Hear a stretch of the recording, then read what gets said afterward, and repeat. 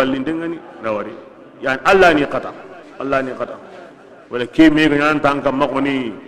huma kitan kun ni ma yugo hilli Allah ni qata Allah hula ni kun qata bismillah adiya yammu bin kun ga tongundi an kun nan jabindi Allah dangani ado farinda bira ke be farin anda akri ko dangani himbe ga wa brandini al hayat al haqiqiyya kebiranga kunya kundo ngangu minu ko tawa tongundi kar Allah di farin jabi Allah di farin ay jabi de farin anda akri himbe ga wa ngaran ngar daw ni maniya la ngaran taw o yimbe ma duna o sisa o birantaxundi ma keda birantaxun nan tokime kini sereganda kara silami a ɲonkin bugu a senne gani a maxa hagunte gani allah ta dangani sage katan kamanga a dungante gani allah dungante gawa maxa a maxa hagunte gani kengana ko ɲonkin buguntenda kebirenga fadkhuli fi ibadi wadkhuli jannati laxara kota allah nati lin komundi lin arjannadi kallen do ken kota naxa a kamane ɲonkingo xerindi awo arjanna yilin kallun jarandi ira wo derene arjanna brandi o keni nganta ko Allah farin goti di kenya anga o kenya na an seko ke to kono anga su to kono ken kamane ken takallaw ay amma kara am bugu na da ngi gribi garawari nyonki ngo arjanna hayni arjanna la hayna karawa kiya sabun Allah di ango kanna kallen ko ni ya to kido Allah farin batte Allah faren batu yingina seringar ndini kem palle nyongi ngana buguna ni aro Allah di faren ta domi ankara kiya to ankara koni kallem pakatin do lara ko tan pakatito aw ken sumina katun dindi saman kinyindi nyanto kinyindi yimbe loyendi nyonki kinyana ankara kebrenga aga be kata to wondi Allah di faring anda kare kare jabi de iwa ngalla golle be kin am brandini bismillah ana to tigi Allah taala Allah worono sirinde nagandi adi sondo men naga ana to Allah taala iwo ko mun kapamiya kata tunga umari kebira kharaketu Allah subhanahu wa taala andau kiri ana haqiqan koda be sura ke mugu antali sere sura kare annahu burenya be so amun dayin to ngondi qabaranya na kamo sere landa to ngondi ni illa bi iradatihi antanya na kafiriya illa bi iradatihi anga to ngondi Allah na taga narando rendi anyugo ahuhe aganya kentane arno kusindi Allah nan taga kundunga be kan haqiqa bismillah qara'a dum motu jarabiya ken jarabi intarni yemmun kita aywa kunga tunungundi agade khasatan karkare yamagade qaradu tangade wa'lamu qaratu Allah ta'ala shadidul iqab yangan qate qoten tungkanya ni de sere dangani kingra soqi ya qaradu mogodu jarabi bintari inyana mbane kita qaradu mogodu ngade kenni man jarabiya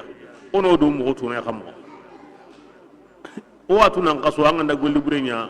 amma se banga nyime kitana me golli burenya gono amma se banta inya nan bane kitana ono do mo to kinga ono do mo to kamo ke be akun golli buru serena kum payana la to kunga o go do mo to nay mo be kana donc asharan kan o yimi amaka wa kunni golli burandari aw besu logono besu nda nyawo ma nyawo besu bakanuma kenni maniya golli burenga nyana agado menaga besu yaga ngo bosenadi besu tarongadi himen ga wanyana besu bitu in takabinai iwo tokono kundunga kibrenga kin golli burenga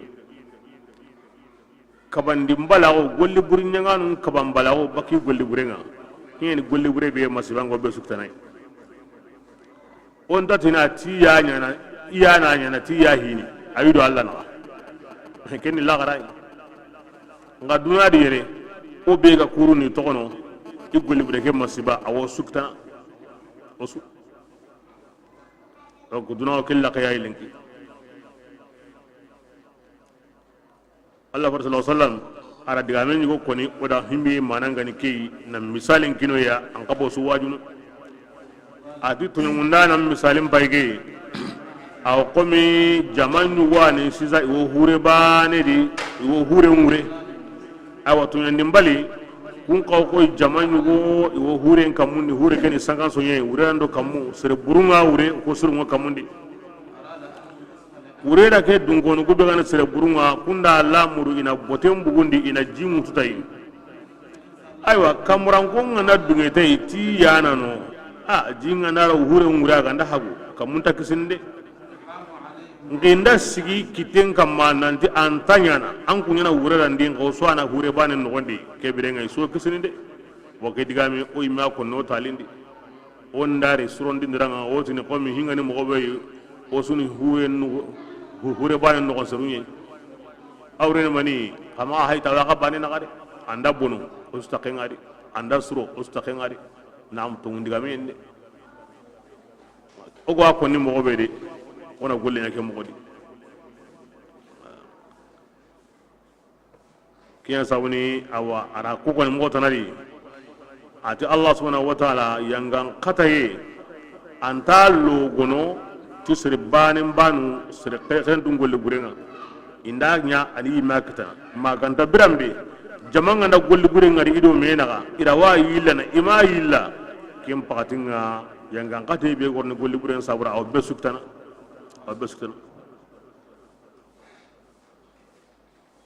akon ndemo gari masibanga ndalloge dunadi golli gure aganya serebe jondi agama lunganda kebrenga aywa ado serebe agama yan jondi aga sumbana nga serebe kana gamayino aganda lungada ada aganya serebe jondi aswambana wagya sawni kin kana huburin bidide huburin angana mugu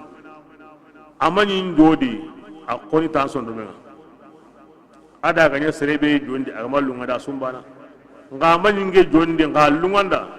ada ganya serebe jondi aga lunga ra sumbana nga na wadi ke wulenga ku hadisun gabenni I hadisun gabenni nan ku hobren kama hobru gore ya sa Allah farenda ko o kan tanya na mogobe aga digere no sikki kay dangana hobre ngari hanka gawandi sega wanda gantanya am pankan koy amanya angaram takenga akalla kendi amma akalla kendi na monaki angaram takenga angana ko alla kenga bogani akodan sondo mendi senda inkira ko nemba ntake sorne kentanya na ide ken tahar sondo mendi ken sondo mengoli وذلك أضعف الإيمان أتكلم ناسو ولا مبتدئ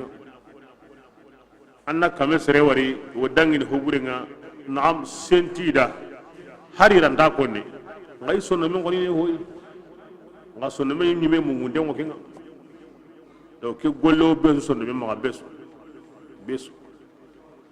la Allah su ko ndaka huna koni o wanda masala me jonni ngi ko ke wonyana de sindinda dabar har landa konni awa hano kundu ngade awa hulana ka to kundu ngade o jama ngana ko on tar sawona koni anda koni hankama bani hillo gada warori on tar sigi wa haka ya so golle su ko to na nya na hanga katakani na hanga na obren wani wari nan dangay kundu hara masganya rankane an sonno men bono bismillah إن هذا الأثر لا يقع ولا يسري بحكم ما به امتاز الصالح من الطالح بل بموجب ما به يثبت الاتحاد والاشتراك بينهما وقوله لا تزور وزر أخرى bismillah yan kun nan simme birimbe an kun islaminu ni ato an kun makkan kuni aga tugunanin ni aga lahun danyi makka ani makkan wunyindi islaminu birambe aga yino kem pakati islamina o kanna makkan kunna magari aga jibiti Allah rasura kada na aka mu'min na aka yin madina na aka yida madina ti de mandenga badr kota te malikanu na aka warjaga willi hossenu na jopa badr kota ke wugine seren kanima ara ken kita oda kenya anku ana Allah ne man kufa awi ni hikore Allah ga ne seren simman ne manga anyana kunduya kibida haramare min ka an wala Allah kitana gari oy mewotini tanga na mungu Allah silinga anti mamonga lu nuru samu imuna yini jujonko ilaban jogo bi ko nagwa Allah wan simman ni mani Allah silihina ko ta dangi makka an kuni kamo an ne islaminga am meqina lallo Allah faran kama na meqina ngi islami kutunga na meqina salli inda ngari wo yimbe ko nan koron kam yimbe nyime an ko talimbe ko ngari yimbe nyime ani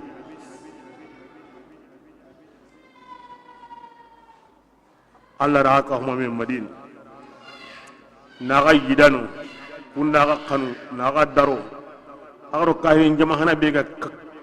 katime badri agara ga loye manandi aru yagara ngalendi ara kun kalebu ni na bren sukita nda kharaken ku fade na haramare me ngana tawa ngoto ko simena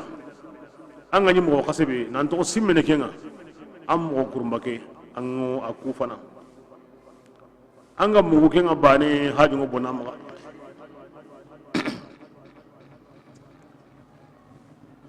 bismillah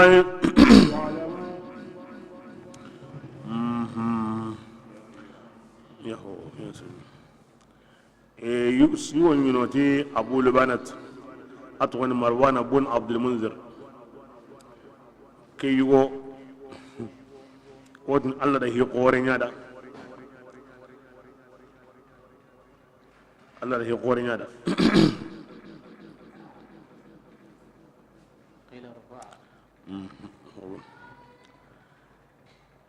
ki aya yanga akenya khabaren ni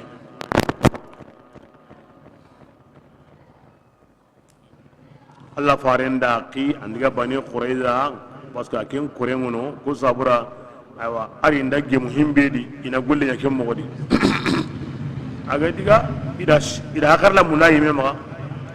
aywa akenti ngo na akarla ngani kebe anda dunge na ga krusinade e Allah farenda ngenki bas iran ke ngome kitende diga angen islamiye an kurengono anna burungono anne kira kan tawon se ande himberi wa ngana kemo anjo Allah farent anga tle mun dawuntu anga sabariyentu anga muniyentu anga ya hayentu iran gendirne awana kamo ha mano he ana dunyo kana wasu kalli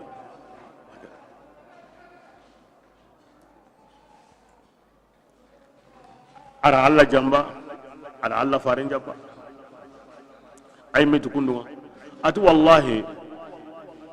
ngara biga me keko ay me ga Allah gamini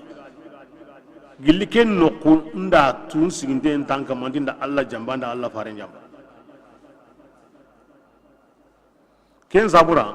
mari ken en sagani Allah faren ngade atelemu misirenga nandiga idu sidi gonda manyoy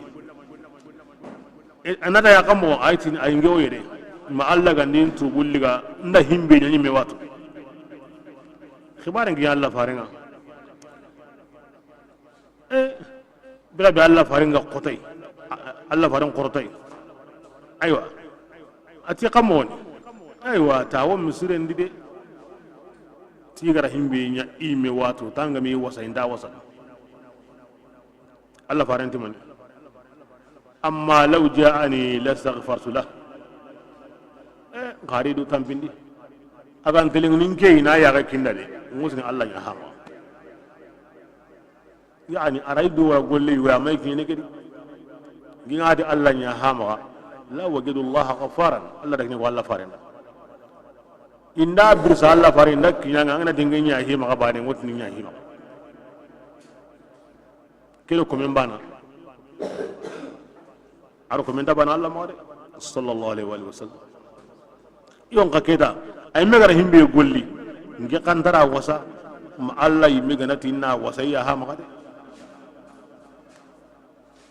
asitin den to gom miside ndino gonda man goy bito tammi adoho krisenye ma aya gunga wodigana aya gun su kuren sakai aya kan to korna salli wakati nga awa wasana inda salli nantla awa sitin kadi tebule nga tubu ayanya nga Allah parenga na to o ma ummu salma kompendi kana nyani de Allah faren grina soyi ummu salmati mimma tadhak adhak Allah sinnaka ya rasulullah Allah faren soyi ni maniya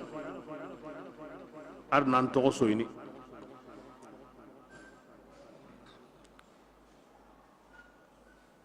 ati anna gamni awa sisa kundo abalu bana ida atubulika ati yalli na musuna ngaran liga yawa ati yaho anda lunga na riga ummu salma ati nge giri nan sigi awa do lakenga Allah faren ka gumuku aw qomi misirenyi salon qorenye aka gumen su yugo rakamu ni misireke adabar mo qasani kunduni aw qomi misireke salon qorenye aka gumu kusura kanyo ni misiren no agri igir nan sigido kella kaya musalma mi ga Allah gamini idara ngani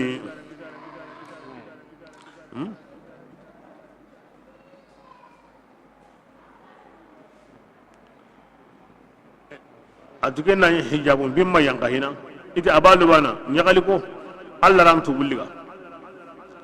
mesidem fakkan sere be su ko mandinda kurma katay nan timpol wa wasana pol wa wasana ay miati ay sendi ngasana Allah faringa warni ngasana ay mega bugo wati kebe ara wasati kiti barkante ke bada kebe soba ngaki ke modi dinga yoga Allah da khair khoyna da ara ke menyata hilwa okeni bane Allah ganda ko men kanu juru buntan toro ken hakika ha Allah ganda ko men kanu juru buntan toro wa Allah to anu do woni Allah wanya gana anno junu bunya ko me junu buya angara ko me be kanu mago junu bunya mago golle sirenya ko me golle sire angara himbe ko ni yaballe honu takembo Allah faren kendi andake golle me baka Allah ko musrimin nan abalu ban Allah ko musrimin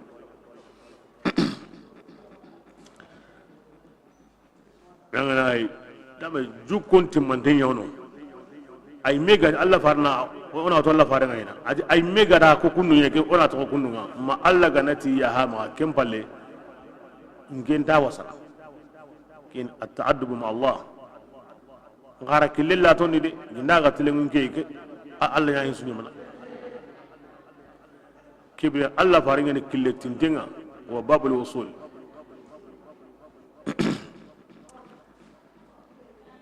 kinye la khayna Allah faringa isu ko mande Allah garangara laqabe isuna kenya duk wana to Allah faringa mi tubu ayay li kanana ni me kendi mo su asoy parce que nyagale nyen kendi mo so aka gumenti o musalma na musuna ngaral liga na nyagal ni wati analu nganda bagen wuren Allah ga tubi ko men magabane Allah nyagal ndenga wure akumo su nyagal ndenga wure aga koni misire mpaka besu uru mpolwa wasana ati ay walla farendo ko ken wuren hontando kuna akoy anyando Allah ya naka anyi megara mo gobe ko Allah tira kenya ma kembira ogu kallenye ho hondoro menaka bo hinni ke mo yadi nga islam num paminda Allah kallende gari ay ñime kalle wadali yak man mo sene hen kama adi islam nu nyakam mo sai ko mi hare hammi suntai maganda na na manen kambu iton tentate anganda Allah hakem monondi ihintadi ngana serebe hakem monondi kin ko woni ase nga benni o kiamayno Allah haqe kenga suro bane hontandu se sunna minay kemuno wando be sunna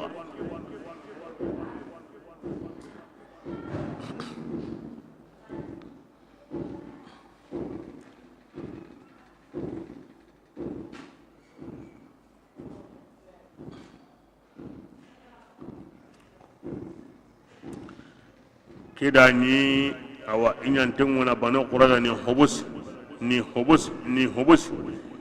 seren tarno seren tabaka wa himbe go dibendi ikmada kenya yiga bo Allah garu dibidin kon kaaji Allah farenda aywa kebrenga Allah farenda Sa'd ibn Mu'adh aywa ara kenya anna jamuni kitana bo kemba tindani Sa'd aw tilsen godi misira qore ke birandi Allah fare misira he birandi diga katay ita Allah fare nda anya nya kitana nga odo bane qurada na ati Allah fare nda kenya itiyaho adi bas nda nge kitenga ni kebeya ona yugon sukari ni na burun tagandi na yagarundo lemuno na kunya mona burenga Allah faran di kanne to ati wallahi Allah gara kite be kutidi kebirenga kampatu nyiri kamundi ambe gara ken kite bane yakoni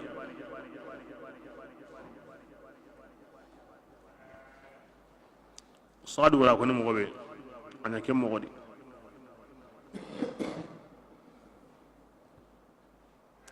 tinna Sa'd ajjo gintenni ya re wono aslaman kenyani atoni rafidat ani jogin ton jarana Allah sabuda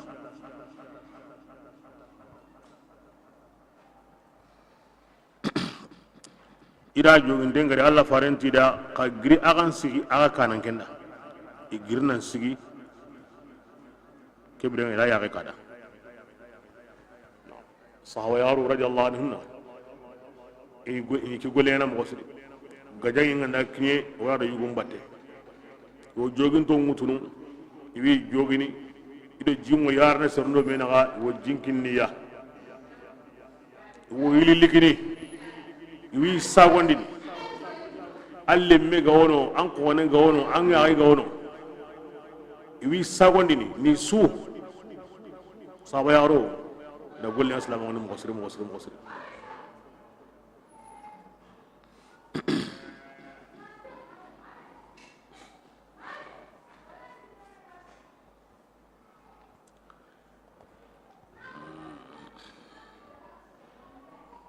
التشريع وحديث إننا كو شريعة قبل وبكي يغارين يقول جارا والما يقول يغارين جارا أنا أدرون سورة باس إنتي كيني يغارين يي أي يقول جارا يغار قبل ينو يقول جوجين تون جارا أوكي بدي باس يا درون سورة باس هي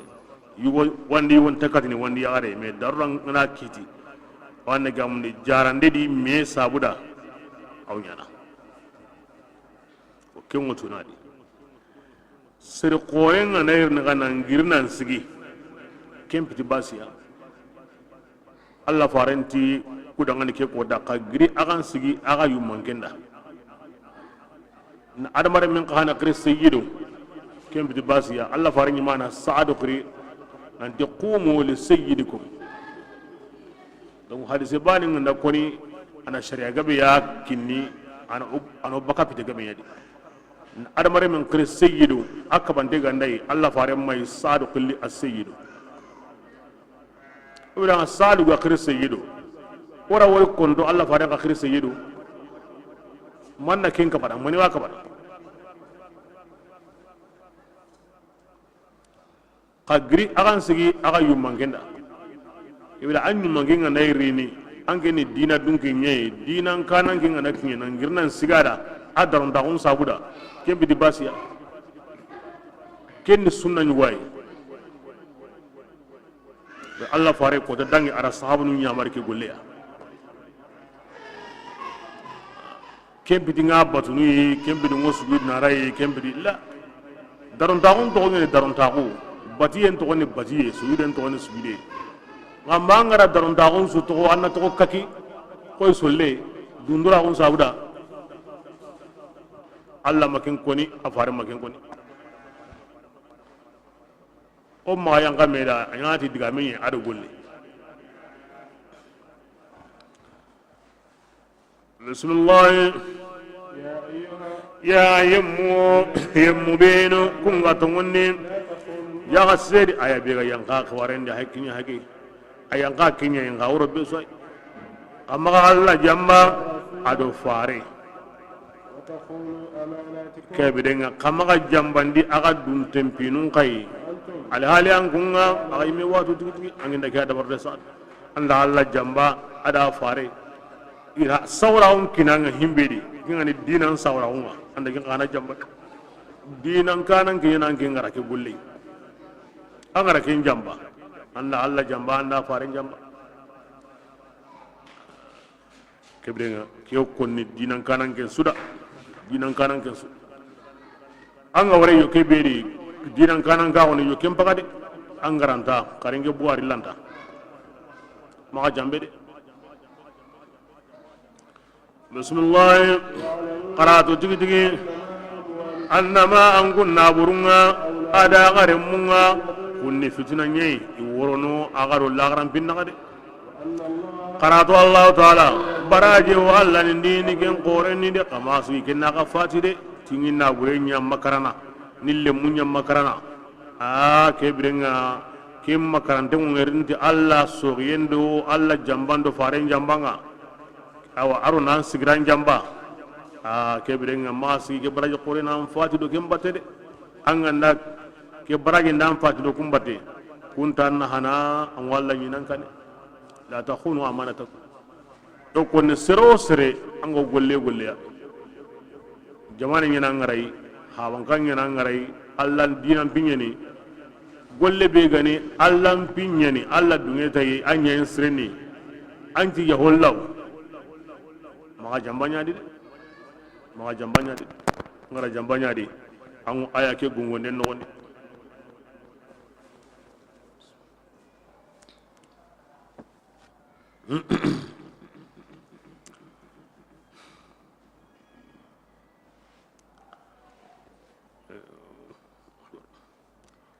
bismillah ya yemmu beno kunga tongonni kebirenga anne gamni aganda kanu Allah nan sage katai Allah na aywa hatam panci anakenya aga dangani agana bonindo toranto bakamedi wa yukaffir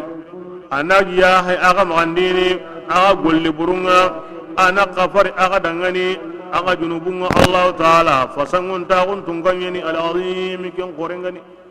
ayira jambang kona bonundi Allah di farin jamba aro duntinga ko biga sakan kam makin jamba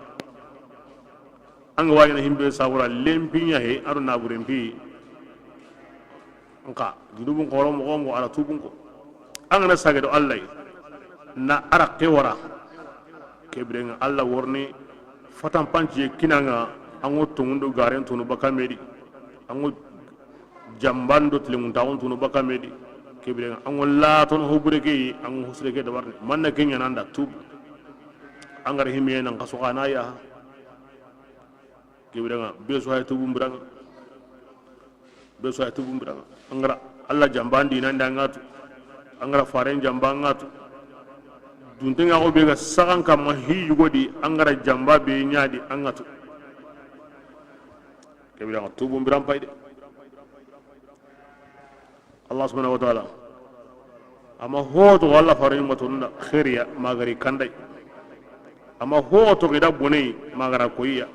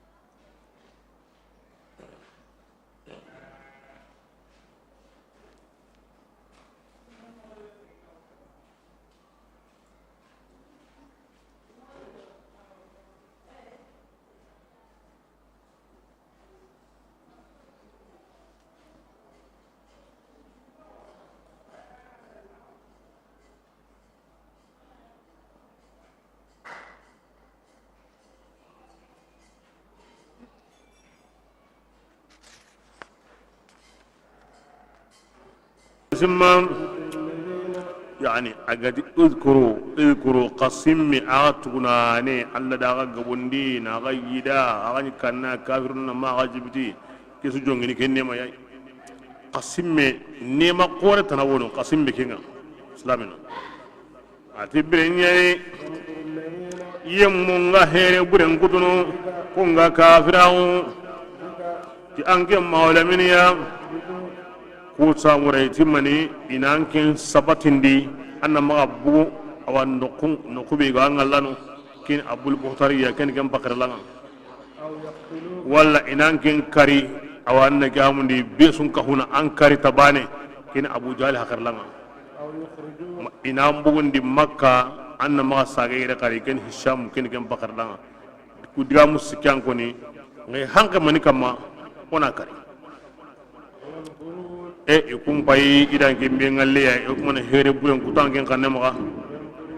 nga Allah ko ne ko mani tugati here bure geede Allah taala here buren tuganda na sirena kenye de kibira qasim me kenye mo o gati ko ta dangi asin ida ina ga jibiti islam wa nyun kolani min koy Allah fariya he ke wakatin ki yo kotanga ido Allah far sallallahu alaihi wasallam sino tammi yomi kiye mogonda mesuri kurain kamma banga indi huan ka paslama hunga huan ka pakairu nyagara kawainga eda gemani wala min ngalin wo dabari akane ma wakati min ngalin wo dabari igara tu keta nanti majinan ko keta kun ka hanaro idi keta gullen gite ira tu himo ko manan qoro aku manan bangi aku mana boton bo quraish num begara me ka huma me imme ngari kompendi ke me ngari kombe ikrisi qasin wo kaya ni ke ida me woni Allah faram pindi karan ko nyino otubatu nyino shebatu nyino radure mum billi abu jahal nyino abu sufyan nyino tu'mat ibn uday nyino nadr ibn haris nyino abu bukhari nyino ibn hisham zam'at nyino ibn laswad imme ngalike no ondi ibulisa ayille na nya kirse be ganin najidin kenga biran kebe ga woni itan ken ni koyi atin ken kirse ay na mugu najidi nda mugu timme ngalle wa kama kebiringa nda lamurun kanan ka hakai agan tari ni koringe warayenga agan ta korne no koron kulakuma iti bismillah sira su koni ga hudde mon Allah faran ko na wa kenna lo dere ke sello abul buhtari diga men no gondi ken ko tinge himbe ga ninge warayenga nge wa ngalliya ana muhammadu riga na hubusi kompendi onati kaso son gondi tina hubusi ona hubusi kompendi na karullai nara kon sutere ke birenga na botibane tokono ona toqa yigandenda amini jinga lado kembate ma Allah gar himbe nya kotabe kresenta wonte abode na jidinke ati waraye mbono kinga nange nage waraye ya ange ndatu muhammadu do himbinu ngawo me iswa mundin karakane iwaga gajana jako ya na bugundi hanar mallunga kada jamanti kresento mu najidingen tongu awa sehen no wonni sehen bin hisham ya ibn amri hisham dingira waraye ngani kebeya anna ya mundi ona nyugombane mundu na waraken kama na bugundi oro me naga amma kinere kare pelem kebirenga anda himbenya ken toranta ga kitana ken ga hakarlanga kare sen najidin ken ti kare ke di waralla ke di waray srede mani sabuda an kunni mena ga abuta kanne ma ke me yugo qawlu na himbe batu aga na kim bugundi kata sretanai awda kun ga bununda kanne ma an kunya ga nda ne lungunta kunga ara sehellungu mo kunga ara ne ninga samonga aganda ken gollide ago diga na kodi nga wala sere tananu ko huma me aw kun kitana ado kun kapame i worna ga kanem ga worna ga bugu dibe geere abu jahal ti atin ke koni warayen ke beya wana hay man kombullake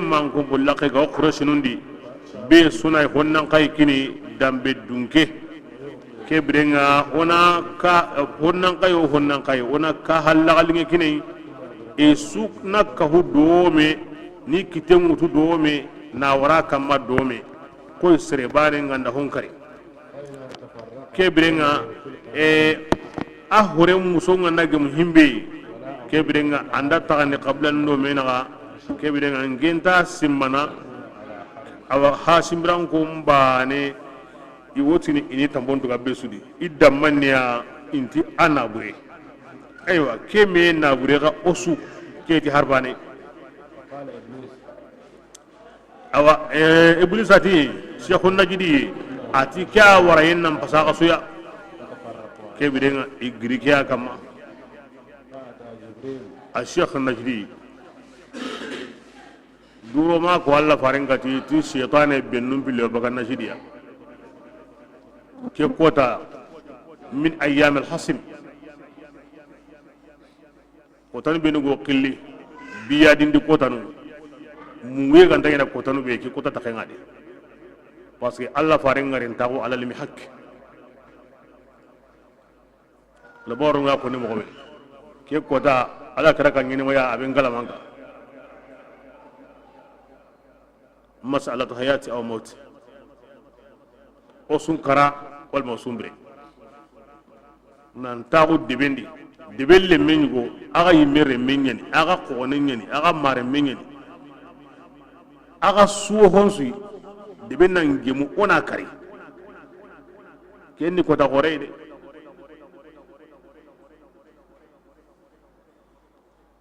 ke men tagena iblis halle de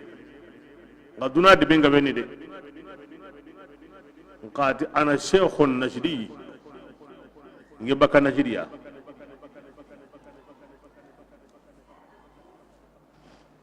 najid alla farendi fitina mo bakanu yi najid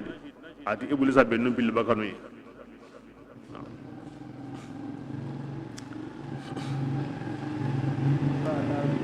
wa ken iblisa kina adiga mo nga aganda kuta aganda tahini woce nda sorno de ay me bakka qurayndi quray kante kina adiga mo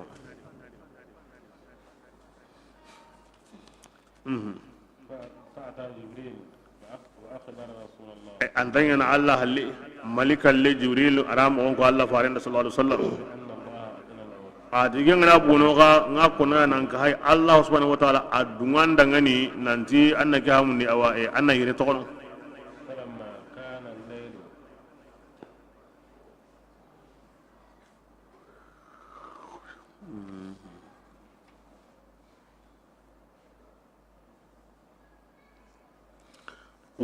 uronga kinye wat kebe aywa igagri himbe kanem ga ira dabare de ura hay debendi man ko bulaka sugono qurashi ira ka halinge kine idiga meñi alla fare la xinga yo man duku anda kan ga wat kebe alla fare ga sallallahu alaihi wasallam ar ali ya mari nanti kebre nga aywa andiga sagu isaguranga anwino ati alla fa ati ali dangani ko hanga an da kenya de ko buren tabaki maga katanga himbe anga wa konni kem balli alla faran bu sallallahu alaihi wasallam aywa iqan kande kenda ni alla riya ulli ga ima alla faran ngari de ara sen sanki isuyon kolankama أو الله دعامين قرنا ياسين كتا فأغشيناهم فهم لا يبصرون كم بالياني ليانا نقوليا أتي دعاني محمد بوان كمغا أغا يغنتي ما نسجران غرا ينقلانون كما أو قل الله كيهنوا كسيغرا سنسوك كتا كيورو بدر كوتا كين كرا كاهريا نعم ما يكيم مغدي ke segra sere sukita alla faram bu degra ayan kara sebi na sagi yongolanun kama agara sere sukita badri kota ken kara kahiri moy galama jawon campagne ni anta kello gollu jugonundi e surugonu ka sugure de ben ni kadi Allah farin kari angin ta ko kendi ke stigara sa sukida sukara kahiri ya badr kota ali karramallahu wajhahu Allah kum horingen ku sawdon Allah farin yoro serebe o wakalli ken kamananti sagin sakuranga nko hakke ko hanga ko burentan kitana ango sinamani kata ambla ngina ko hang ko ngi ding tan nyum da ko pangana saw hada wadih hada mantiqi jiddan anda kinya simana kat ngira ko hang ko ngi ding tan ani mina ko hang nan saw ay iblis an nabi ne kerna nyum gulana abada anda saka abada ngay kunde iblis sallatu me ila allatu me isa hundinga na himbe ko bane kenya agati na himbe ya bane kenya na wanya ande gari nko hang e alla wan tangana kenda tawgenga mi nko hang kullu hada min bab tasabbub alladhi la yanfih illa safihun aw ghafilun aw mutaghafilun dallun mudill kesuni sabu dawari yamba bunyi sabu dawari hakaran tenta qatan suga qatana mungunte hakre loge qawiye samte haqiqa alla yani tangandana men ko hanko hanga yo alla ndano ara ko hanka ho alla yo la alla ma ho nya hina masabu atinnu siru ore kisindi fi safina wa anjinahum fi safina lutu siru qadiga kadana khagri kundi ikallengita ita ndegerendi no kanga ga halle hay ya Allah yikati halakin na kutono ko ndikta mena sabu nyuga ko nanda adi seru salihu suwati kara gallen ko ra galladi Musa kalle hangin katu au bogena o dangi Allah ro kusu kisini nani hange makati hure ntano galle makuti ali ya makwa ko hiya nga ho su ande nyana aw ngena aw sabun ga konni ke da bar kundu da sabun to munye de Allah ya wa surondi non di sabun bi to wi ado angoto sabun kani Allah taqendari asuka hirago Allah dunge komuna sabun dabari ango sabun dabar ne kenda ango wakil ango sabun dabar ne kenda ango wakal ongena kundi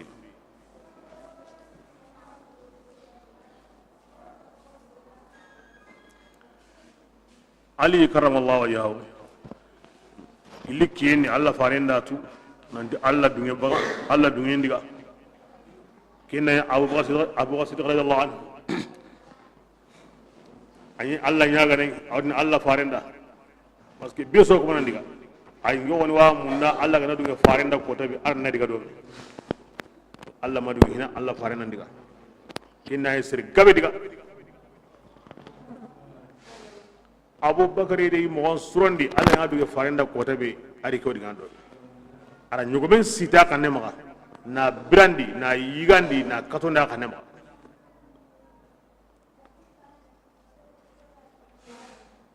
injiga jolon ko nga Allah farel lindem bay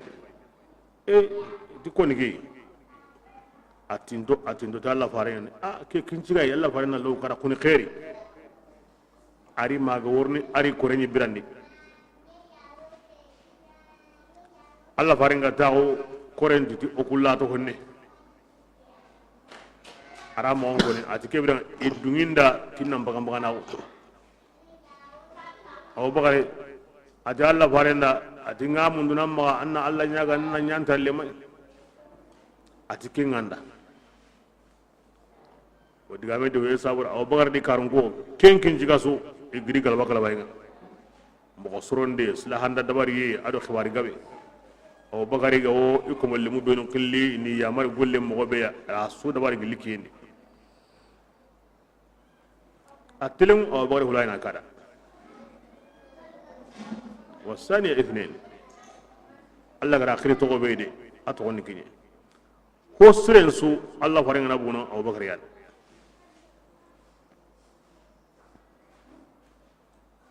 أكين عليا نمو كنا يدا ورنا مرا سقدور أو قام قبان أرا وصي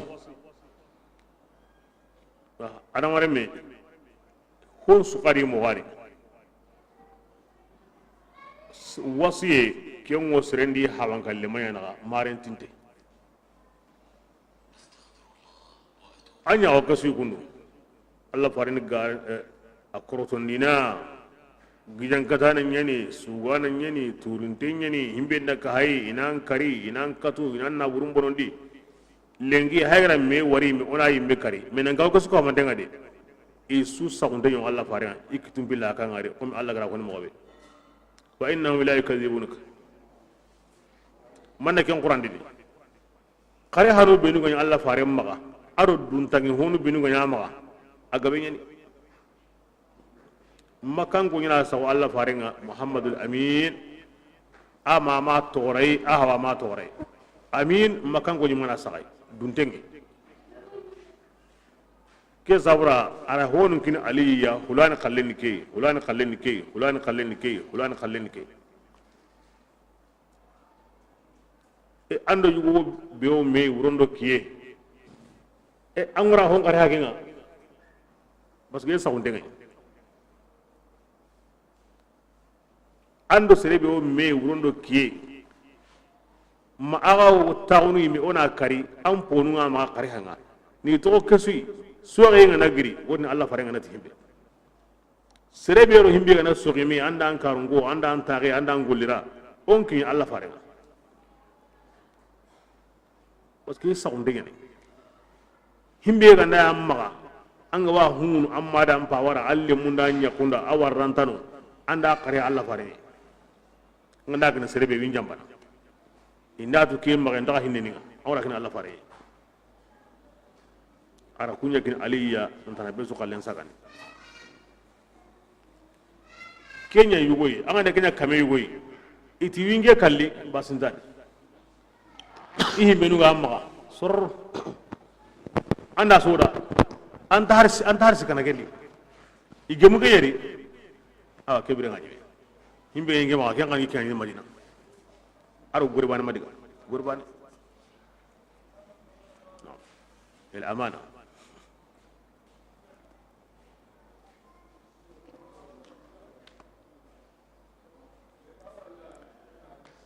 an gana ti aliyin sago abubakar yana kakantenga jamanin so serebe mundunu ona kare on diga dome hina kakantenge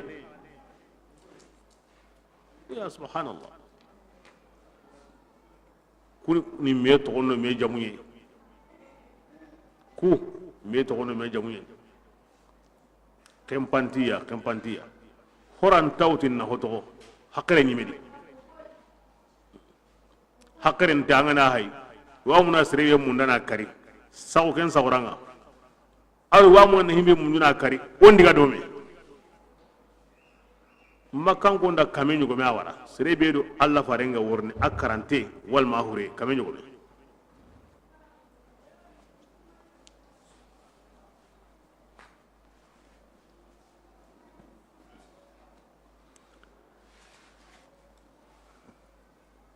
sahaban ke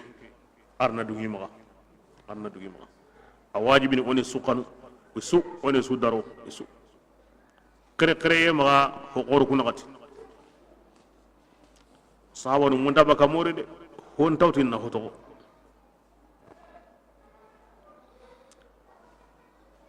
bismillah ondiga ke nokubi ha ke darun nadiba makan ko min allen pas man sawra kompe hana be ga tage makan ko khirsum maga ken kompe yani atoge mo gadi Allah farin dangina tokono na to kesu dangina tokono bira kebe hanganga ke muawiya abu sufyan remme ken dani kaagi kamana ngo zubair maga al abdari muawiya da quba maga kame wujunu dirhami na ka hum sirenga alkaba qurayge an noge mbange awrununga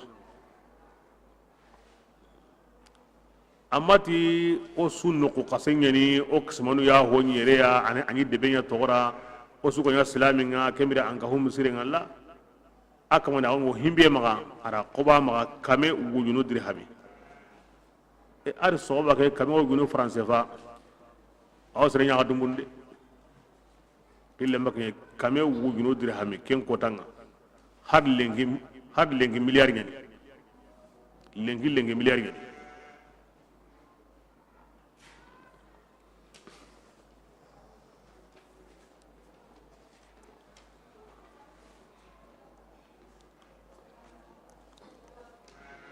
o sengo alla da mi ngalenga ken kombe bedi ken kombe ka hum sirenga ke ma wala ni bega bugu ke mo di kundo sino tammi aro wugunu tammi wala wugunu tammi do hillo kuri nyugori isro hilambu de alla ni sikani kame sine hede sino tammi aro wugunu tammi hada mare meri be so amundi karakane sina alla da sina alla da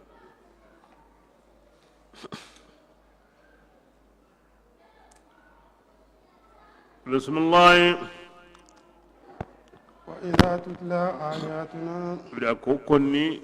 أنا مرمي أنا تو الله غير نيما بيا سلام أقولنا أقرأ دروم قبي دائما أنك هو الله ينعا فارنغا أم باجون وسرنو أم تكن كتنا دائما أنا ورا الله دي فارن كونتوندي أنغاري كونترونغا أنت تكن كتنا أم باجون تسرنو أنغنا هو هنيا أنا غورين وتقارا كنغا falaki antam biyu yana falaki bismillah wa idha tutla ayatuna lilli gando qur'an ayanun qaram ikamma ina dikem bagadinga odamugu law nasha anda ku qanu qulna ko yimmeni digamunu ke digame meya kinin nadru ka digamenga awanne gamundi makanu akinyira wayasi anda irini khaira aro kitabu ngorni ay wanna gamunde khibaru ngadi hanka makasun khibaru jamanan khibaru akini sahadina wa qarna andari ari yokungo ndari kimu chen ngondi andadi ga birandi ani ku qarna ke terin kayina li sirunda dina Allah faran kallege parce que sallin dadi sumi ndari yimbe bindari ho ndadi adamare me daiman khara kenya gental serenda inna anati masalande ken da kodo sa ngemi ki men konni wa ngemi karante ni bismillah in hada anati muhammadu qallege manya maganta hananun danga manengeni anati nuhu anati anna gamunde salihu ku danga manuni tumu hidugui ana allah faren du katu tige bismillah adi ya rasulullah ngenna biren simma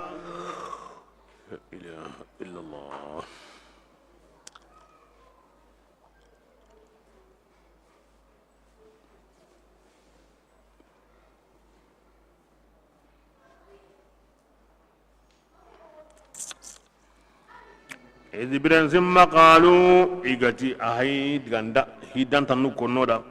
إيجاني هو بورين غرين يعو بينو كوني والميجانيا كما مكانكو أو كوني كوني لغامينودا أتي برنسم مكانكو غادي يو كما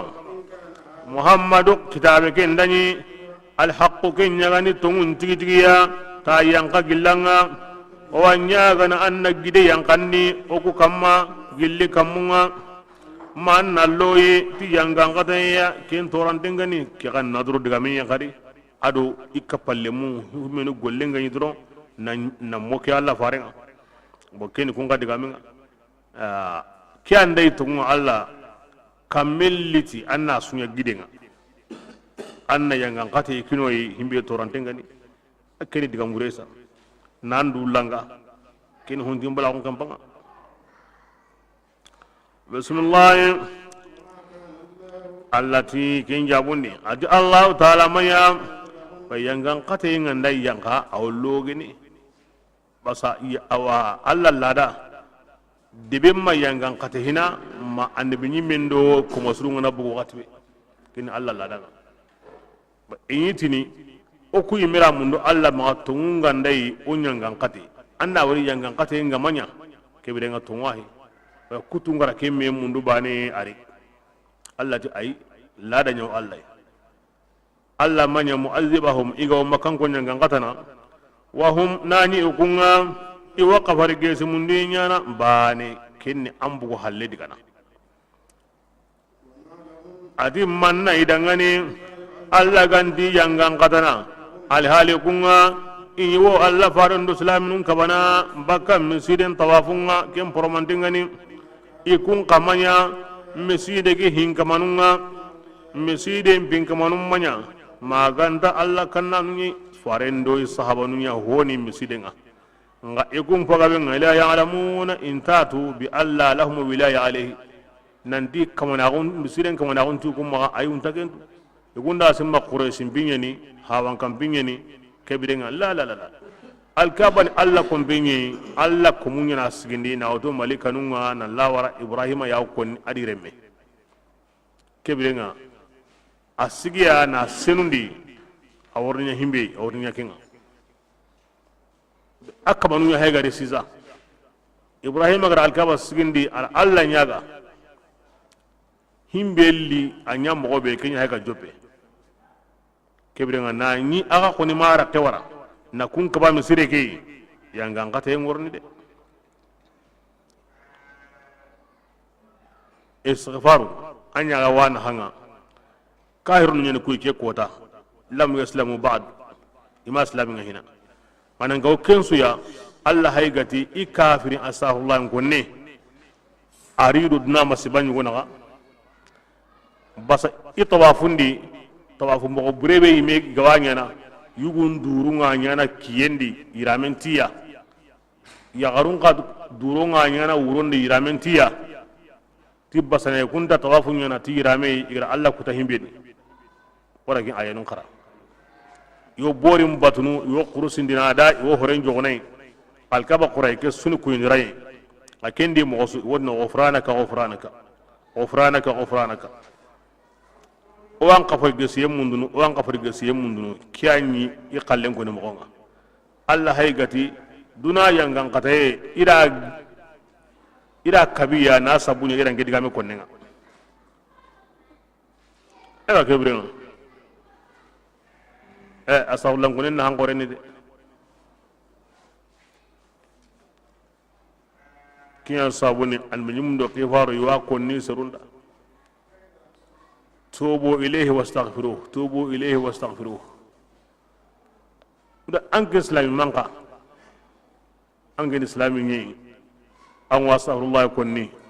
watasu sogobanga watasu nilenga ken kabanen kallen naha kinga benni de gabendi Allah qalman yuray namogon ko nyaada koy kotangiya atada wurdi ngange ma kotanga dunan kotanga kenya kamo parce que kota grindi sahare ngo wurdindi al istighfar kota ngiri sahare a wurdindi astaghfirullah konni aw duna khairin sukena serenga lagara kane asu ko hay kahirinu nyei ido allah faare ngo honsu yime lengi to ngo ganda am magati allah no halaki allah ga mo halaki an kallen gare allah ti agas awes faru be na sabura nda ka to kenda ken islamin kallenga ken ngati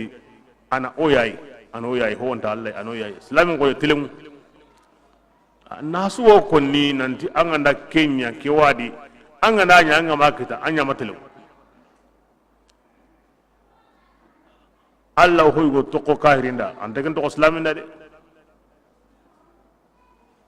a hoy go to ko islamin da ante ken to ko mu'minan da aw kem mo ordi gana la islamin ko ni tilemu de kem palandu na allah yante he nduna la yante istighfaru naha anta kon nanyime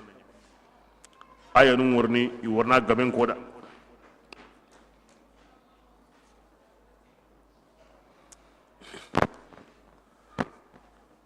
amma kahirin goni na handa da lagara amma duna goni awina hana bismillah وما كان صلاتهم ade ignati angunditi awa mesiren bitoku hoyi ti alla farendo serunya honi okuy mo sallini mesiren di na gahamun o tawafu nyana inti imira kenya kemire maniro menaga allati makkan kon sallimanya alkaba kon bin nindini maganta fule fude ado sogo kini sallinga ana timindi ana ligi ana sogo aga duru na alkawa yuri da ba tegen no ofrana ga akin sallinga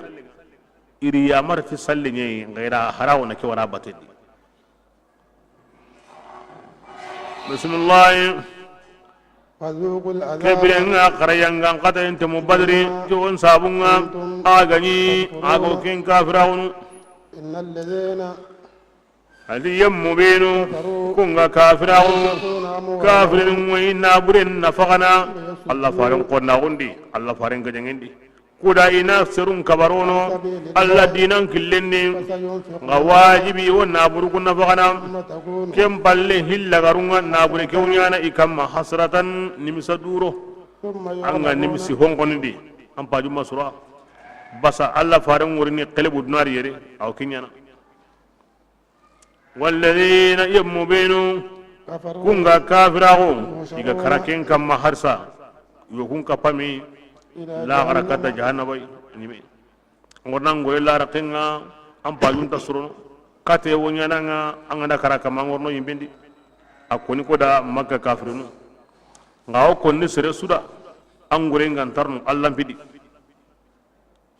konni sere suda angole ngantarnu allah pidi awrno islam agun konna gun yada islaminun konna gun yada islaminun karinde yada islam agun karinde yada ango kamana gulle ke koninya antara an pajun suro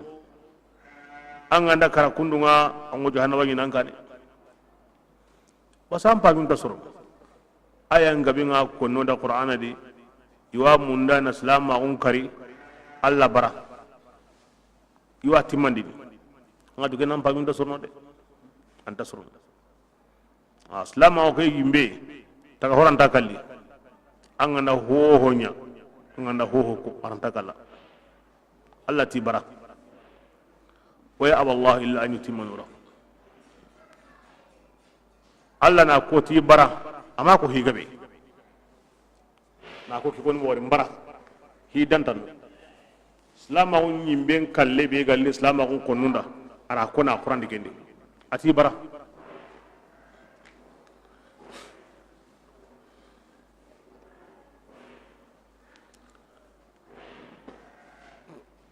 بسم الله ليميز الله الخبيث أتي الله تعالى إذا تكون كهمي كتاي أنا هبري أنا كم فتام بانجي من الطيب baka husrendi ana islamin do kahirun bugu medi kutanan do batanan bugu medi fasirin do mu'minan bugu medi bismillah ويجعل ana الخبيث hoburenya بعده ayugo jurumu yugo kamma فيركمه ma suganya جميعا jurumura kore bane فيجعله kebirenga ana jurumura bure ke suko mantenya awa jahannama ni أولئك ade ko magan ko do buru ko tigi tigi الخاسرون wani kasaran tonga kani kasaran kampanga aw kinyanya na la ra ko da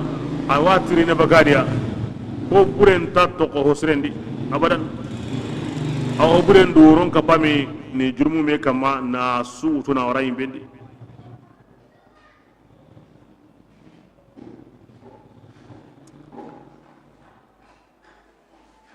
bismillah قل kem pakatngeni awlagara kotan kesanundi tanyere uyunu tallaha ken dambuntengo tallaha banen kamma suf angina haymani ta bane ganda dambantandi ana kamo sere bane ganda dambantan nan sigadi ana kamo ke jumra wati Allah kuma buru an wani tabanin kama tanyere wuyunu tawa kama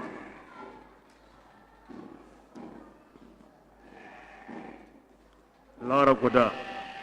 Allah kuma buru maganta ne ude bismillah قل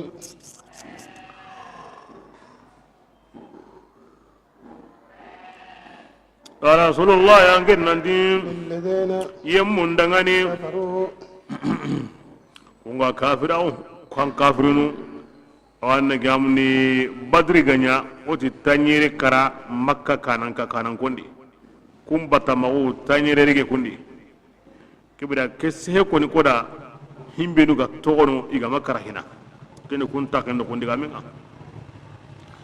akida Allah fare in yantahu ti inna hati kafirunga na Allah fare ngajangen togono يغفر ما Allahun kafarini idan gani قد سلف himbe ga dangi igada himbe nu nan dangi Allah sireni de ko ngana bono mo tubu nasare makango kutunu benu ga to idi bono yendi motiye Allah hay ga tida ti Allah faren na kida inda hati kafira ko nan patankinga igada hobure sunya katunde nda karinde nda na burulli gande tinya hasudi al-islam yajibu ma qablahu anga islam nga bani anda yanda ho nya kafira gondi asukuti asunyem Allah sirene de bismillah wa in yaudu akida tinqa inda sage qarikata ken kahira bani aro Allah farenga jenga kadi فقد مرت السنة ti الأولى hananun kallenga ya mogobe ken me bane wono yani ken laga bane wono ken wure mani ken ko ta kallenga ya mogobe ken na yugo badr isoro mani me ni islam no ni mani me yo ken ga dangi mogobe de ken mo bane me wono wa in ta'udu na'ud anda sagirna kanne maga o sagirna dema وهل Allah ko yugo munda bismillah وقاتلوهم كبرنا قرا كافرين اكيدا كني او جامين جون كون قاي اسلامين ادي قرا كافرين غجا حتى لا تكون فتنة ما هلك بيغان دنيني ويكون الدين دين النيا اسسسو الله دا اباني اتنا كان تباتني قرا جهاديا قرا كافرين غجا مطلقا كاهرين دامبسو anya hilla kapana yau anya kitabiyu yau anya majusi yau kahirin to yen kahiri ke fitna ni maniya ara ko kemodi yani sase masase nganta ka walli kahira gondi khari ago islam gon tamboto isunya islaminga kenni muhaliga isundu islaminunda na lo islaminullah dun gondi na sagallen kiniya قاتلوا الذين لا يؤمنون بالله ولا باليوم الآخر ما قوتن حتى يعطوا الجزية عن يد وهم صاغرون وكبرنا كاسور عراتارا دي حتى لا تكون فتنة وكبرنا كم رهدي بيسون إسلامي باني أي أو ريني ديامد ويمغا ساسين تقي يقري أغو إسلام أغون تامبوتنا hari besu ko mana islamiya besu ko ndo islamin hukumundi awo gemedi dum kanu ngaro menaga ken timmantengo asuma ken pakati nga anaki kibira ken nanye mente bare muhalim yani besu islami e kan hillo usura arjana wa ken muhalim islama on dungete kahirin na kahira gondi ado islamin nan gemu sine su o wangena kundu sine su o ke kinni sine su o wangena kundu kebrenga wodi tallo salama on kitengure ande gemari mo be agem kanunga benni o kiyan salama on kiyan kun Allah farenda ana gulli kundwa wa sabonna ya kundwa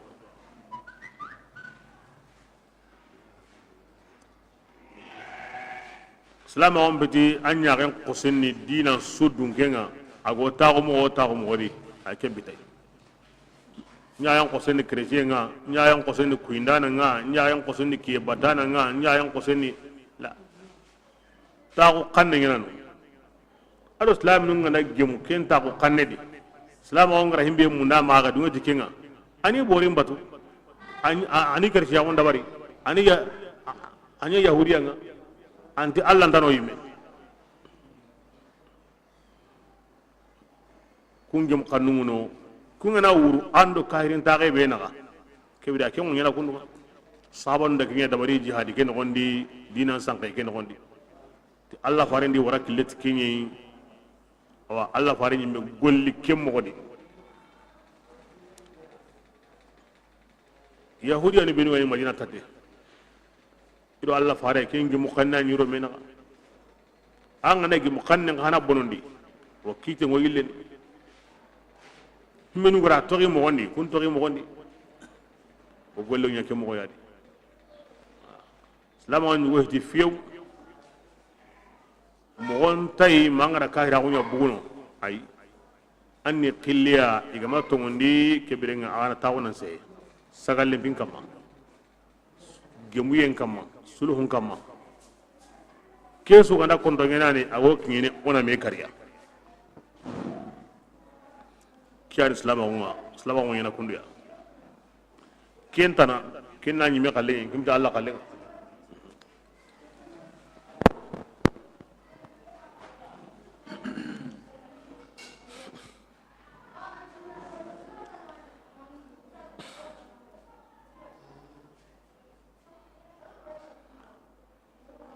samuntawun kampanye ni anna ayan mutu nan tango golle yana tay na yanka man ayan kuta ina ku ayanu yawtu ta Allah farenda wa qatiluhum hatta la takuna fitnatun wa yakuna ad-din kulluhu lillah Allah di farenda aro sahabanu qara kahirun ngaja makahira o ganta ni no qari dinan sunya Allah baneda mi atilla futu ati fitnatun aram kanni ni gengurani sasin taga kahira kun sasin yime anta islama kun tambo to no kadi ken koni mo awreni ken aya banin an ngana tikeni ken aya banin wot no dangani hatta yu'tul jizyata hatta kebrenga ana hen alamina mi gara sagal lenkini la ken ngureni islama ko ngamba kata sorono inda dunga kinga kembrenga nyime sega dunga anda kinga bane saso kemma ga kinga anta bodono ay donc ayo dungo kapame ya nan gollita layinga nek himbe doro na kemutu bane ngodoro kinga timmandini bane ngodoro kinga wure konni akenta di kebrenga angana akorno na ka homame hokoron don den wona suwadi de anna sugurana ke mointenni ke gonganni ke qogontenni ke nangona hene ngana su ko manden sasana ko me hon su wadi de islam on do kharanga nyake nyake tra na korona ko me kembe de anna yaga munduna ayaga sigindingi ayudungo kapame mogobe ni gollen dabari hadisu ngo kapame mogobe ni gollen dabari donc golle ko ngena kem mo yadi bismillah fa inna allaha ada Allah taala basirun alla ni do quran dananga juhunga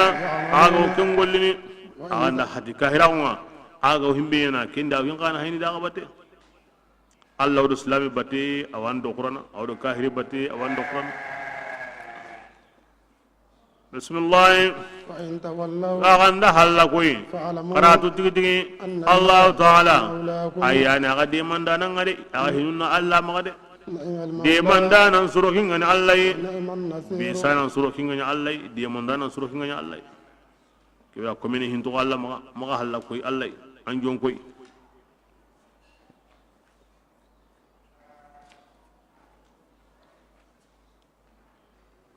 bismillah واعلموا soran jopandati yasalunaka anil anfal ya rasulullah wantirnini kaniman kibare lemunun ti kunya honi kada sunti bana kalle Allah jabun kinino Allah ri farenya honi akan kabana nya mo be wani na kundu ara diga men ka mo meno keno gati ayanu mo me wure ko niya ayanu mo me gollindi niya Allah ri farenya honi akan siri mo be i warna nya ke mo di ira kanima ka tono hina kini mo be gali Allah ri farenda kibira Allah di faren payar ni ken koni nandi anya ke mo di aya nganda koni doru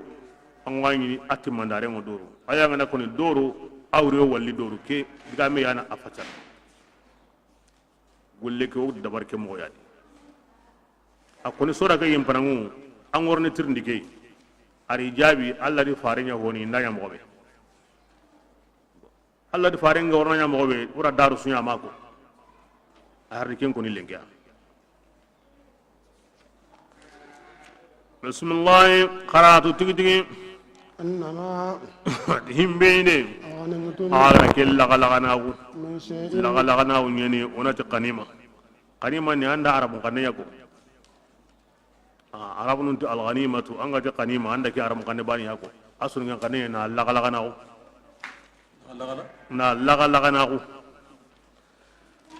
bismillah annama himbeyne ghanimtum agara ke lagalaganaku illi honne suya فأن خمسه ana tu kempo tagandi karagandi لله kin alla kallenga mogobe gandalum alla da alla wotini na kenya kemmogodi وللرسول adi fare ولذي ado القربى fare marentintu واليتامى ado yatimunda ado miskinunda ado killellemunda إن كنتم agandani آمنتم ala tongonni بالله ti alla yi kebirenga kharaketude agollitike a kebirenga wama agandai aga tongonni ti honga warake nyankanni o kome mawlamini kamma الفرقان yawa furqan kotanga badri kotanya togoni ti yomul furqan be garendo tongumbu medi kebiranga alla gara himbe nyama lamin da ke kota de mande malikanu kamme awa kiti haka sena besu yaren kita alla gara kubenu nya ken kota ginda ga saw kenga aga saw alla kebiranga mpay gara ko mo be kara anya ken modi nanti tagandi karagandi ni alla di faren kallenga ginde adu ga hoka pa alla yimiri du ga bondike ko tanga de ti ke di farenya honi ido faren marentinto ido yatiminu ido miskinu ido kilellemu ginde adu ga hoka pa alla ga boke ko tanga de anda alla no kare mutumu baka donc islami nganda ko ti alla do ke islami maka ken ko maka ho alla aya ngabe nyon qur'ana di alla yime wotini ngedoke alla yime wotini idoke na ken ko da qur'ana ni ken wa ko islami ngana nganda ken meko amma ken poka ho alla ginde alla do ke ga waka pa alla aywa alla yime ro ga ka hidu sade ati tagandi karagande kani man tagandi karagandi ikedo alla fare ido fare marentinto ido yatimu ido miskinu ido kilellemu kebra aramu kan ni wawu keme biya hayno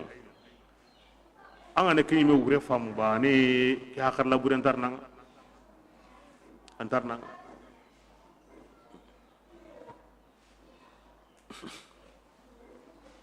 na islami ngana alla do anta konni to ho sabuya ay kempo daron ta ngeni wal alla yimegara taqe be kini kenga kempo taqe ko ndeni islami ngara kono koni bismillah wallahu asmina يوم na'am aw kemo wadi kebrenga akuten na tonga yo ken tagandini ani makitanu do mena nyura kaniman kita na to ngota ni kundo mena si gumen kallemme awas tamagen kallemme hilo ko kini si gumena akuti ko tan ke modi inda tan karawoy bayo bakano ken Allah kallega na to ke himin wara kaniman kita aw tan ni kundo mena singa wa maga ina sara no sikki kinan anyi mi sara bani an si sara no hildi anga wan tanyi kebrenga anyi mi kalle sara bani inda wugine kini tagumenga unu sikko kini sugumenga angena kemmo takenta kini nyogomeya anta kini bagaleya anta kini sillemeya anta kini si watunte يعني سيبي يصلح عليه الكر والفر غجانين دغنا ساغين سورنو سيبي كما اكيني كي hari agama gaja ko tanga o kini ke moya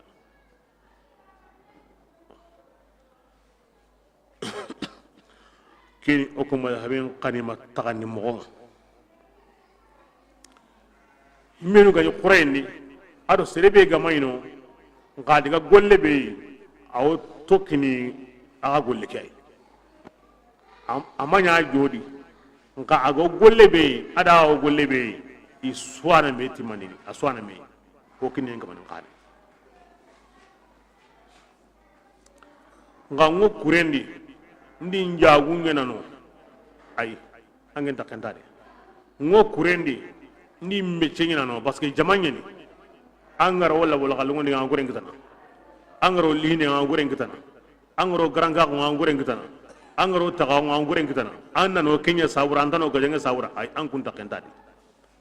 mati ngono gajanga nyana ni mecce ngana nyana ngo gajanga nyana ni jagu nyana kebrenga ambe ce kenta hayni ango gajanga nyana kebrenga an to ngeni kuri nyugo aw tanin ke modi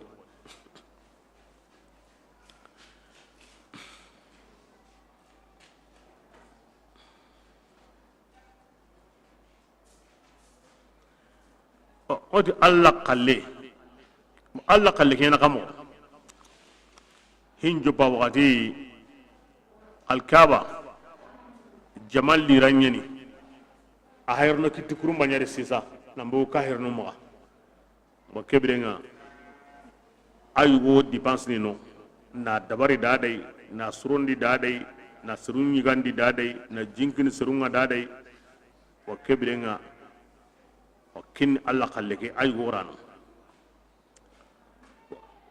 Allah farendi karun kondo yatimun do miskin do ibn sabil bo kebirenga awa kun kahana kallengo bakadi yonka mogo yugo ya atani ni mogo yugo yadi honatika Allah di du ko na koy nan di hi gore nyani aha kim pale Allah la hinta ogure kim mogani andaro alkabari o alkabari Allah re me Allah kapalle mahe Allah kompe he nan dawo winadi aw saqadi la kempe alkawani Allah kompe ga kim na kompe ga dar ndawon koy oya bo kebe Allah farin kiyendi bo kumogoni Allah farenga kamani leka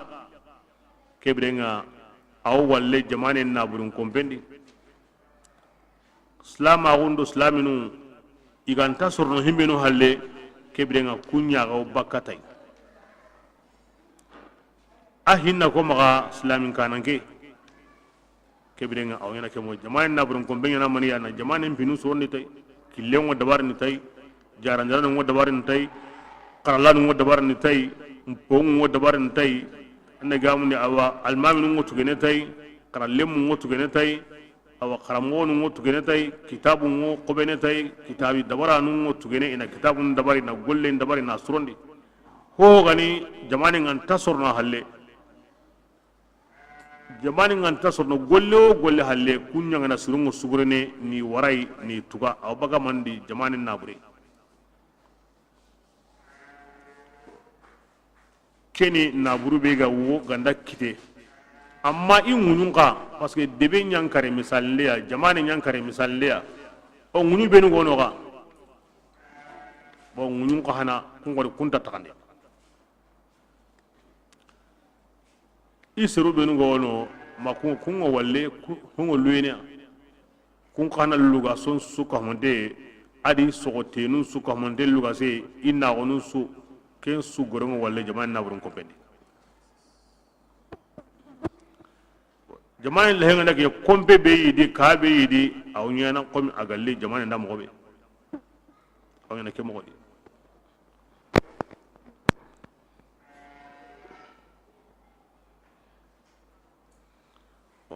Allah faren karun go sallallahu alaihi wasallam hashimiran ko aro matlabran ko kini shafi'i madhhabin imam malik madhhabi ago kinni Allah faren karun go be hashimiran ko mbane hillo abi hanifa madhhabi ay soroku karagisu hallenko aswambana aw kinni kunsuya kodo ko ali karun ko himbe ga hiti hasana do husainiya aren kutu sogoru aqil karun ko jaafar karun ko abbas karun ko haris karun ko an halle to Allah faren pawatu da hawatu lemundi kemal hogabe wono kuma halle to qom hamzatu qom jaafara qom kuntu ndenne be suma kuma halle nyugum bangi halle to kemme ngabe wono abi hanba mal habindi ku suni Allah faren karun go be jaka mu haramin ya aro Allah faren karun go be ndigamu ni qanimango kinniya baklimaldi shafi'i madhhabindi kenna hillowtu mutlab ado hashim imam malik madhhabindi kenna bane wutu hashim bane radiyallahu anhum jami'an wa anna bihim amin arna dungu suma Allah faren karun go ni gorede lirrasul walid alqurba angen to ko ni re be sumbana Allah hegara hoyo ko ti kedo Allah ya ikiya woni ido faren karungo angi nganta kendi angi do kunna bana hi qore nyande Allah faren karungo ko hi qore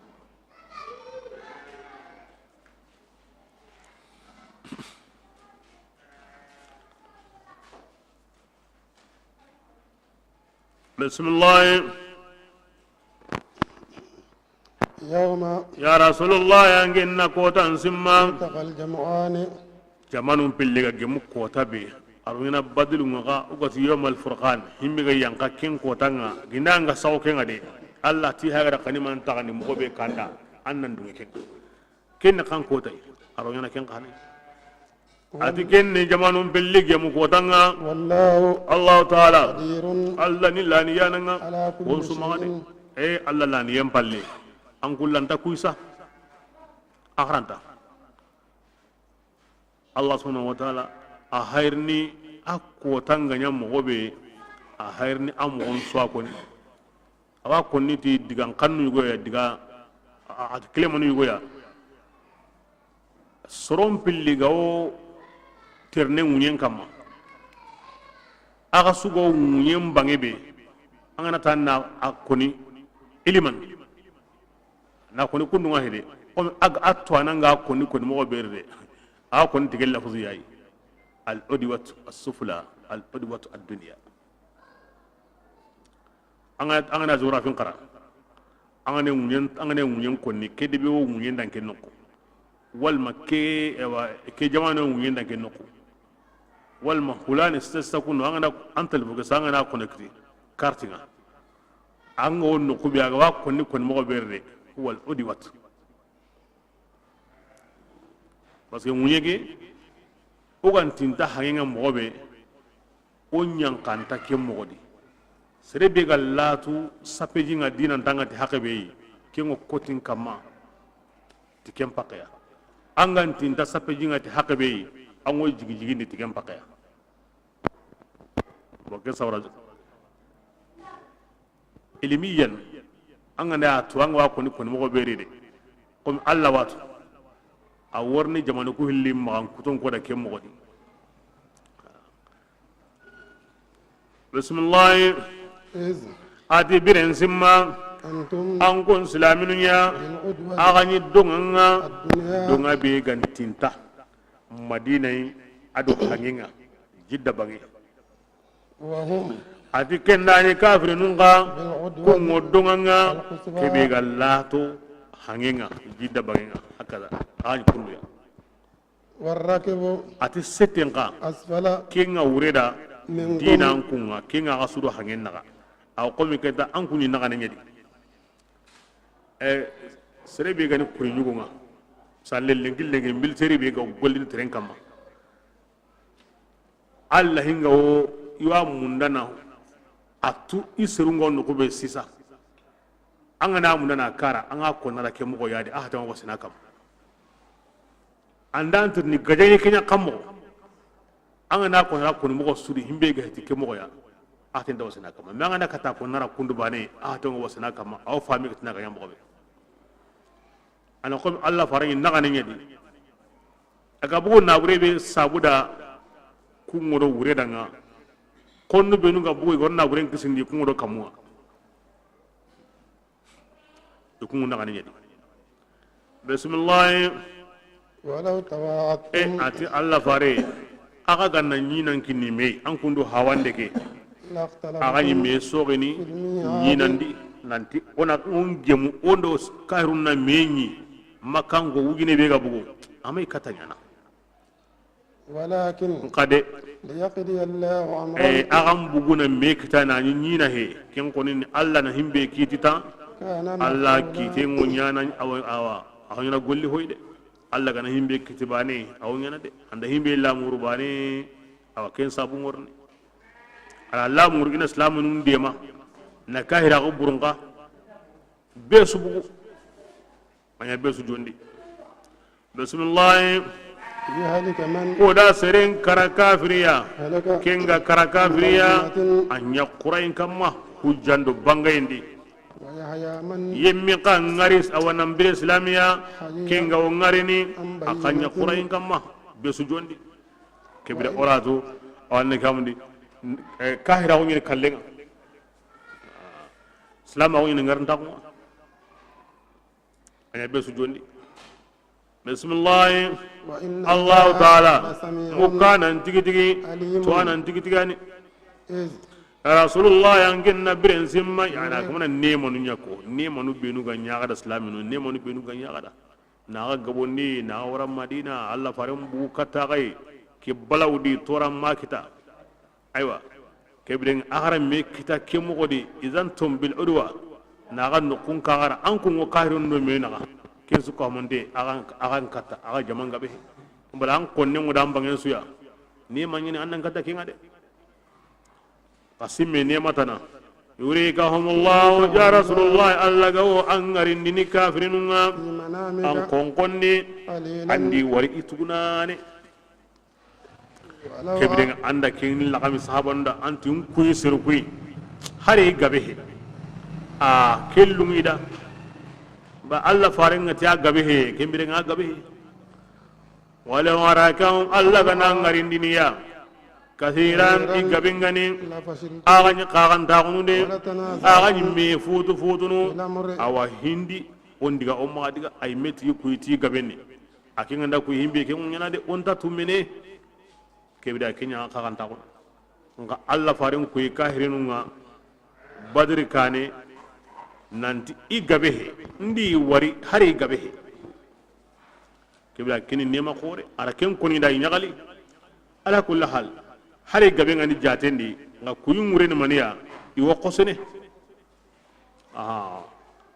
hollo ngo nyana mo bede iwo nyana kundu gindaga kuyini ga boy ngari agani kanna kebire nga kini nematane Allah garanya akina gai bismillah walakin Allah Allah taala سلم adan kun kisindi kagantagunga ado mesogenga ke kuyumoya إنه Allah taala tuwana nyeni ti sondo men nor hon su ko mandenga وإذ agli nematane karabiren simma يريكموهم ada ikoyi an kun gai ya garanta on de ke ti kuyunga de agara meni qurayndi waqt ke be islaminu an kun do kahirinu Allah di koya gai إذ birambe agara me gemalle mawo في أعين aga ya garanto nyimani de قليلا iyaga yage ngure hotuguna ne sabanu nyimo kella gabe Allah farengara ko ti kuiti gabe he ti badri ori gara meni qurayndi de nge koni yagale mai dangini tanyere de kona tinge yagale mai dangini kamedi amanya sire su yagala nande anna ga hamundi jamake aw hari kamun na gadi kamu karay bata sire su